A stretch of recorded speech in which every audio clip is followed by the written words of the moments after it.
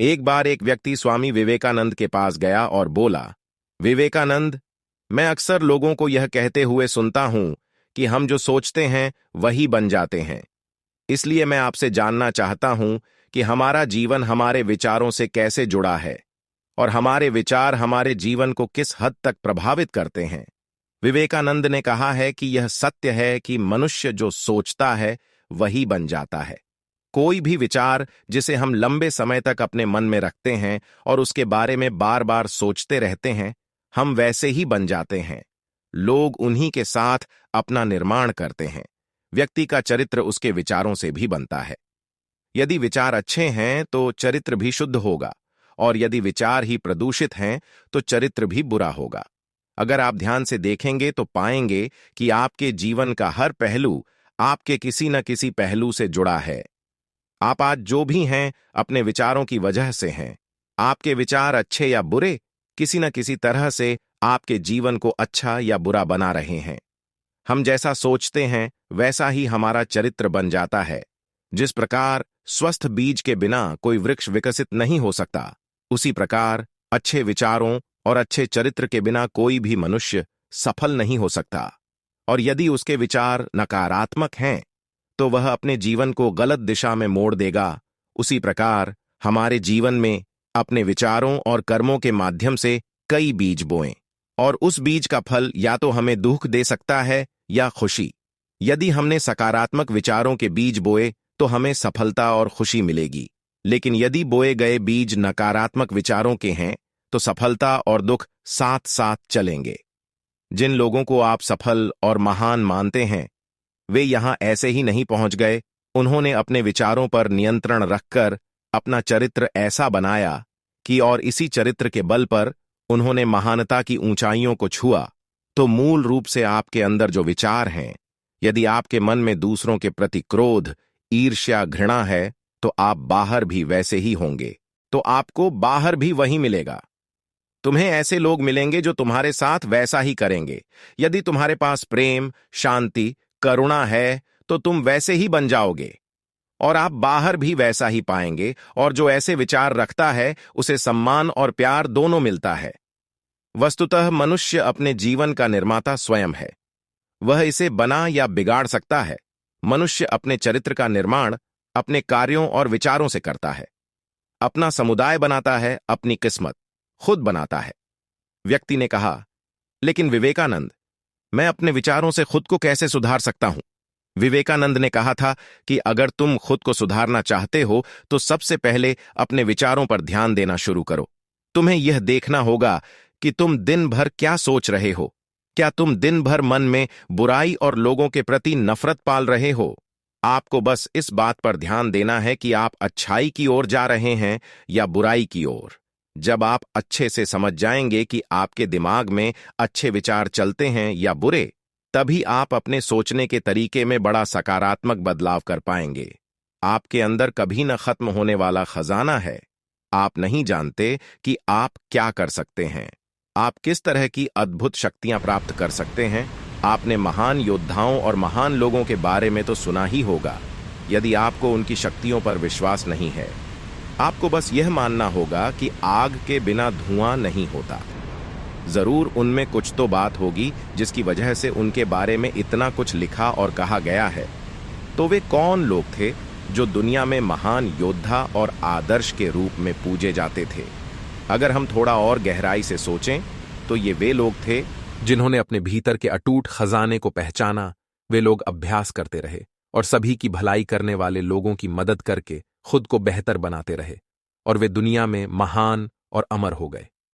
और अगर आप भी ऐसा ही करना चाहते हैं तो सबसे पहले आपको अपने विचारों पर ध्यान देना होगा। विवेकानंद ने आगे कहा, एक मानव मन बगीचे से तुलना की जा सकती है। जैसे बगीचे को साफ और सुंदर रखना, समय समय पर उसमें उगने वाले खरपतवार को हटाना पड़ता है, रोज पानी देना पड़ता है, पौधे की देखभाल करनी पड़ती है, उसी तरह हमें अपने मन को भी सुंदर और सकारात्मक बनाए रखने के लिए उसका ख्याल रखना होगा।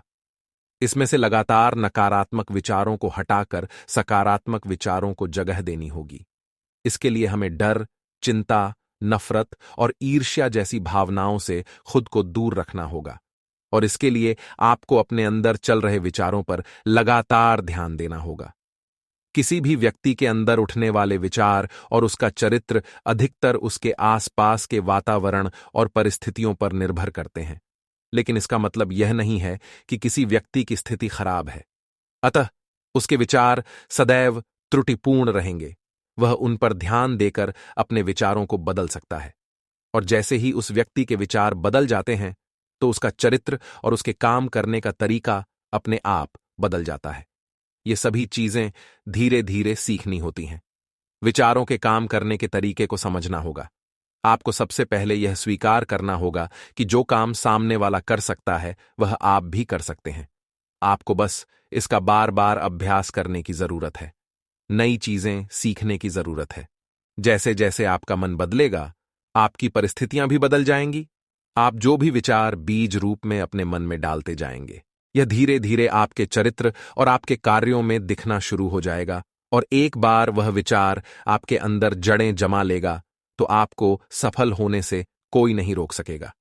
लेकिन अगर वह बीज या विचार नकारात्मक है तो आपको भी असफलता से कोई नहीं बचा सकता। इसलिए अपने विचारों के प्रति बहुत जागरूक रहने की जरूरत है। आप अपने अंदर किस तरह के विचार ला रहे हैं? एक बात हमेशा याद रखें, हमें वह नहीं मिलता जो हम चाहते हैं, बल्कि हमें वह मिलता है जो हम हैं। और हम अपने विचार हैं, इसलिए इच्छा करना और उस इच्छा के बारे में अच्छा सोचते रहना और उसे पूरा करने का प्रयास करना दो बिल्कुल अलग चीजें हैं। क्योंकि इच्छा तो हर कोई करता है, लेकिन उस इच्छा के बारे में लगातार सकारात्मक सोचना और उसे पाने के लिए कड़ी मेहनत करना बहुत ही कम लोग ऐसा कर पाते हैं। इसलिए अगर आप अपनी परिस्थितियों को बदलना चाहते हैं तो सबसे पहले आपको खुद को बदलना होगा। लेकिन ज्यादातर लोग अपनी परिस्थितियों को तो बदलना चाहते हैं, लेकिन अपने सोचने और काम करने के तरीके को नहीं बदलना चाहते। और अगर लोग ऐसे ही रहेंगे तो उनके हालात कभी नहीं बदलेंगे। उस व्यक्ति ने कहा कि विवेकानंद, हमारे विचारों का हमारे शरीर पर क्या प्रभाव पड़ता है? विवेकानंद ने कहा था कि हमारा शरीर हमारे दिमाग का गुलाम है। हम जो भी सोचते हैं उसका पहला प्रभाव हमारे शरीर पर ही पड़ता है। आपने देखा होगा कि जो लोग बहुत अधिक चिंता करते हैं और डरते हैं वे जल्दी बीमार पड़ जाते हैं। साथ ही जो लोग दूसरों से ईर्ष्या करते हैं और हमेशा नकारात्मक सोचते हैं वे भी बहुत जल्द मानसिक और शारीरिक बीमारी का शिकार हो जाते हैं। और अगर आप ऐसा सोचते हैं तो आपके साथ भी ऐसा ही होगा। इसके विपरीत जो लोग हमेशा खुश रहते हैं वे दूसरों के बारे में अच्छा सोचते हैं, हमेशा स्वस्थ रहने के बारे में सोचते रहते हैं, तो उनकी ऊर्जा एक समान हो जाती है और इस ऊर्जा का सकारात्मक प्रभाव सबसे पहले उनके शरीर पर पड़ता है। क्योंकि जिस व्यक्ति का मन शांत होता है उस व्यक्ति के शरीर की आधी बीमारी अपने आप ही खत्म हो जाती है। हम स्वस्थ रहेंगे या बीमार, यह हमारे आसपास के माहौल और परिस्थितियों के अलावा हमारी सोच पर भी निर्भर करता है। एक कमजोर और बीमार विचार हमारे शरीर को भी कमजोर और बीमार बना देता है। आपने अपने आसपास देखा होगा कि जो लोग बीमार होने से सबसे ज्यादा डरते हैं, जो सबसे ज्यादा बीमार पड़ते हैं, इस डर ने लाखों लोगों की जान ले ली है। इसके विपरीत जो लोग अपने शरीर के बारे में अच्छा सोचते हैं वे स्वस्थ और मजबूत महसूस करते हैं, और जिनके विचार शुद्ध होते हैं उनका शरीर स्वस्थ और मजबूत हो जाता है। वैसा ही हमारा शरीर सिर्फ एक उपकरण है और हमारा मस्तिष्क इस उपकरण को नियंत्रित कर रहा है। जैसे अच्छा भोजन हमारे शरीर के लिए जरूरी है, उसी तरह अच्छी सोच यह हमारे शरीर के लिए भी बहुत महत्वपूर्ण है। जैसे ही आपके विचार शुद्ध हो जाएंगे, इसका सबसे पहला असर आपके शरीर पर दिखाई देगा। एक शुद्ध और सकारात्मक दिमाग आपको कभी भी खराब खाना खाने नहीं देगा। इसलिए सबसे पहले अपने दिमाग को सुरक्षित रखें, फिर यही दिमाग आपके शरीर को हर बीमारी से बचाएगा। यदि कोई बीमार और कमजोर व्यक्ति अपने शरीर को पूरी तरह से स्वस्थ बनाना चाहता है तो उसे सबसे पहले अपने शरीर को ठीक करना चाहिए, विचार और उसका मन। उसे प्रकृति के संपर्क में रहना चाहिए, उसे सूरज की रोशनी में रहना चाहिए, और एक सेकंड के लिए भी अपने शरीर के बारे में नकारात्मक नहीं सोचना चाहिए। वह जैसा स्वास्थ्य चाहता है वैसा ही उसे महसूस करना चाहिए, और पूरा विश्वास है कि वह वैसा बन सकता है। उस व्यक्ति ने कहा, विवेकानंद, अब आप मुझे बताएं कि हमारे विचार हमारे लक्ष्य को कैसे प्रभावित करते हैं। विवेकानंद ने बताया कि जब तक आपका लक्ष्य आपके विचारों के अनुरूप नहीं होगा, तब तक आपको सफलता नहीं मिल सकती है। कहने का मतलब यह है कि आप हर दिन एक नई चीज सोच सकते हैं। जो मैं आज चाहता हूं यह बनना, कल मैं वह बनना चाहता हूं, या बाद में कुछ और। लेकिन जब तक आप अपने लिए कोई लक्ष्य निर्धारित नहीं करते, तब तक आप कोई भी बड़ा काम नहीं कर सकते। क्योंकि नियम यह है कि जो काम हम बार बार करते हैं, उसी काम में हम आश्चर्यजनक सफलता हासिल कर सकते हैं। अगर आप हर दिन अपना लक्ष्य बदलते रहते हैं, तो आप कहीं नहीं जा रहे हैं। इसलिए आपके जीवन में एक निश्चित लक्ष्य होना चाहिए और आपको अपनी पूरी मेहनत और लगन से उस लक्ष्य को पूरा करने का प्रयास भी करना चाहिए। और इसके लिए आपको अपने सभी विचारों को अपने लक्ष्य पर केंद्रित करना होगा। अन्यथा आपके विचार बिखरे रहेंगे और हो सकता है कि एक बार आप असफल हो जाएं या आपको शुरुआत में कोई सफलता न मिले तो दूसरों को देखकर आपके मन में यह ख्याल आने लगा कि यह काम तो आसान है। जब वह इस काम में सफल हो सकता है, तो मैं भी सफल होकर अच्छा पैसा और नाम कमा सकता हूं। और यह भी संभव है कि इस काम में असफल होकर भी तुम दूसरी तरफ भागो। और ऐसा करते समय आप कई काम करते हैं, लेकिन हो सकता है कि आप किसी एक चीज में सफल ना हो पाएं। इसलिए आपको पहले एक चीज तय करनी होगी, तभी आपके विचार एक काम पर फोकस कर पाएंगे। अब आपका वह लक्ष्य कुछ भी हो सकता है, चाहे मन की शांति पाना हो या अमीर बनना हो। लेकिन याद रखें, लक्ष्य वही है जो आपके विचारों को एक दिशा में केंद्रित रख सके।